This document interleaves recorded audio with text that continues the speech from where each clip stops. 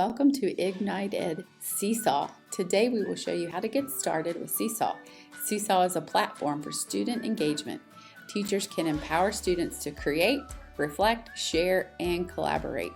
Students show what they know using photos, videos, drawings, text, PDFs, and links. It is simple to get student work in one place and share with families, and nothing is shared without teacher approval. So let's get started. The first thing you're going to do is tap app.seesaw.me up in the Omnibar. And when you go, it's going to come up to this. And of course, you're a teacher, so we're going to select teacher. And we're going to go to create an account. Now, there's no reason to fill all of this out. You can sign up with Google using your Gaston County School email. I already have an account, so I'm having to use my personal just to show you all the steps. So I'm going to select my Gaston County email. And then here's where it's really cool. If you have Google Classroom set up, you can select import from Google Classroom. So if you don't have a Google Classroom, you can go ahead and set one up, pick your grade level.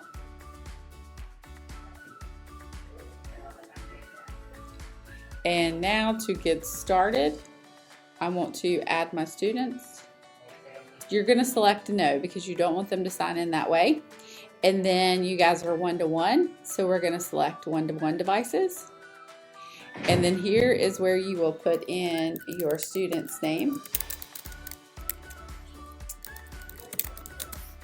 You'll keep going, you'll hit the green check.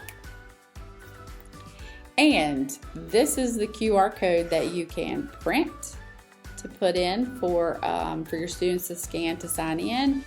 Or if you're the older grades, you could always take this code. Notice it expires within an hour, so you'll want to share the code as soon as you're getting ready to do it with your kids. And that would be the code that you give them on the board. Okay, so here's where we left off. I had to switch back over to my other account. So notice this is the code. And like I said, this code will expire every hour for security reasons. So when you're ready to log your students in, just go to that part. It was down, let me show you real quick how to get to it. It's down here. Once you're in the class, go to students, and notice I have another code, and just display that on the board, or you could put it in Google Classroom. But if you had Google Classroom, I would do the first one where it says import Google Classroom. This, if you print the QR code, it stays the same until you physically reset it. So you could print one of these like it is here, and print that and have each student have one in their desk. And so anytime they go to log in, they would scan that QR code. And let me just show you where that's at real quick. So they would put, I'm a student, and you see right here, they could put the code in here, or they can scan the code and the camera will come up, and they'll just put the QR code in front of the camera. So now that you've got your students in, the next thing is to go and visit the activities library, because that's where you're going to want to start. And in order to do that, you're going to click the plus and go to assign activity.